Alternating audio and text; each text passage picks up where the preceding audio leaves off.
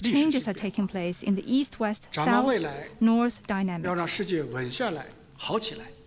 The Global South holds the key to bringing stability to the world and making it a better place. The Global South should strengthen themselves. Since the beginning of the year, Indonesia has become a full member of BRICS. Let me offer my congratulations. And 9 partner countries have joined the BRICS family. BRICS is emerging as a backbone of cooperation and an engine of growth in the Global South. The greater BRICS should be made bigger and stronger to give more momentum to the development of the Global South.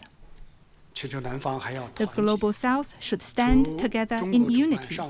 This year, China will host the Shanghai Cooperation Organization Summit, Brazil the BRICS Summit, and South Africa the G20 Summit.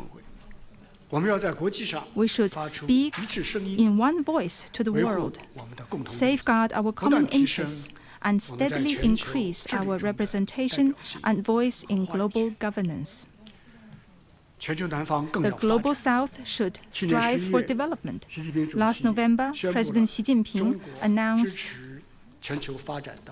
8 actions that China would take in support of global development, generating new energy for faster Global South development.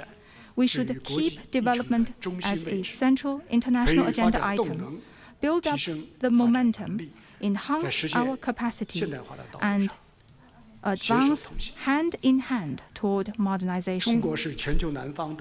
China is naturally a member of the Global South because we have fought colonialism and hegemonism together in history, and we are committed to the common goal of development and revitalization. No matter how the world changes, our heart will always be with the Global South, and our root will grow deeper in the Global South. China will work with all Global South countries to add a new chapter to the annals of the history of the world. 请继续提问。请北区第3排第3位男士，彭博社的记者提问。 Thank you. A question from Bloomberg. Direct talks have started between the United States and Russia on ending the war in Ukraine. President Trump has said he would welcome China's help in the process. What role does China think it could play? And under what circumstances would China consider sending peacekeeping troops into Ukraine? Thank you. 彭博社。 美国和俄罗斯已就结束乌克兰危机展开直接谈判。特朗普总统表示，欢迎中国在这一过程中提供帮助。中方认为应该为此发挥什么作用？什么情况下中方会考虑派遣维和部队？中方从危机 Since the first day of the crisis, China has been calling for political settlement through dialogue and negotiation, and has been actively working for peace and pushing for talks. Shortly after the eruption of the crisis, President Xi Jinping put forth 4 points on what must be done. An important proposition pointed out the way for our efforts. Hence, China released its position paper on the crisis, sent its special representative for subtle diplomacy, and initiated the Group of Friends for Peace at the United Nations, together with Brazil and other Global South countries. Our stance has always been objective and impartial. Our voice has always been calm and balanced. And our purpose is to create conditions and build consensus for resolving the crisis. China welcomes and supports all efforts for peace. At the same time, it is also important to see the complexity of the causes of the crisis. As a Chinese proverb puts it, it takes more than 1 cold day to freeze 3 feet of ice. Likewise, melting that thick ice cannot be done overnight. No one wins in a conflict, but everyone gains in peace. The negotiation table is where the conflict ends and peace starts. Although the relevant parties have not had their positions fully aligned, they all hope to have a fair and durable peace deal that is binding and accepted by all the parties concerned. And that is a valuable common point, and all the parties should jointly strive for it. China is ready to work with the international community in light of the wills of the parties to the conflict to continue to play a constructive role in resolving the crisis and realizing lasting peace. One last point on the question. The Ukraine crisis has been dragging on for over 3 years.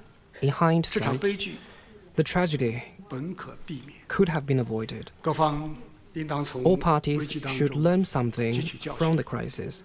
Among many others, security should be mutual and equal, and no country should build its security on the insecurity of another. We should advocate and act on the new vision of common, comprehensive, cooperative, and sustainable security. And that is the way to truly realizing lasting peace and security on the Eurasian continent and across the world. Thank you. 谢谢，请大家继续提问。请南区第3排第1位女士。是的，田薇。谢谢主持人。外长您好，中央广播电视总台 CGTN 记者提问 ：DeepSeek 异军突起，向全球展示了中国在人工智能领域的创新能力。不过呢，也有人说美国无法接受中国科技的创新和领先，有可能会比不过就抢，得不到就毁，无法能够对中国科技的崛起，这是他们对中国科技崛起的一种本能的反应。所以想请教部长，您如何看待中美科技领域的竞争？谢谢。CGTN. The impressive emergence of DeepSeek showcases China's innovation capability in AI. Some say that the U.S. finds it unacceptable to let China get ahead in science and technology. Its instinctive response to China's technological rise is, if you can't win, just snatch it. If you can't get it, just destroy it. What is your view on China-U.S. competition in science and technology? 这段时间，中国的科技创新不断突破了人们的想象。从当年的两弹一星， From breakthroughs in atomic bombs, missiles, and satellites decades ago, to the Shenzhou space missions, to the China Lunar Exploration Program, and to 5G, quantum computing, and DeepSeek. Generations of the Chinese people have never stopped in their endeavor for innovation, and we're witnessing an ever-expanding horizon for China to become a sci-tech powerhouse. Admittedly, the journey has not been smooth, be it missile technology, space science, or chip making. Unjustified external suppression has never stopped. But where there is blockade, there is breakthrough. Where there is suppression, there is innovation. And where there is the fiercest storm, there is the platform launching China's science and technology skyward, like the Chinese mythological hero哪吒soaring into the heavens. As well put by an ancient Chinese verse, no mountain can stop the surging flow of the mighty river. Likewise, hypotheses and small yards cannot suppress the spirit of innovation, and decoupling and supply chain disruptions will only lead to self-isolation. Science and technology should not be used to put up an iron curtain. It should be the wealth that benefits all and is shared by all. To promote common development of humanity, China has taken real measures to implement the Global AI Governance Initiative put forth by President Xi Jinping, and released the AI Capacity Building Action Plan for Good and for All. We have also proposed the Initiative on International Cooperation in Open Science together with Brazil, South Africa, and the African Union, calling on all to give priority to sci-tech capacity building of the Global South so that no country is left behind. We're ready to share the fruits of our innovation with more countries and jointly explore the mysteries of the stars and oceans. Thank you. 请继续提问，请中区第6排路透社的记者提问。